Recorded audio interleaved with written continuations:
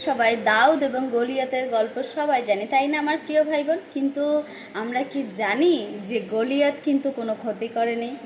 হ্যাঁ, গলিয়াত যখন এসেছিল সে কি করেছিল? শুধু যে সে বলবান, সে যে শক্তিশালী, তার অনেক ক্ষমতা আছে, সে অনেক উঁচু, সে দানবের মতন, সে তার শুধু প্রকাশ করছিল।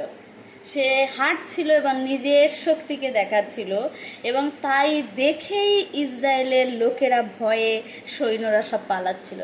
ঠিক আমার প্রিয় ভাই বোন, আজ পরিস্থিতি তেমন।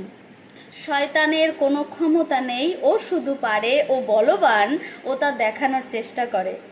আর আমরা যখন শুনি যে ওইখানে মণ্ডলীর তাড়না হয়েছে, তখন সেই জাতির মতন আমরাও ভয়ে মণ্ডলীতে আসা বন্ধ করে দিই।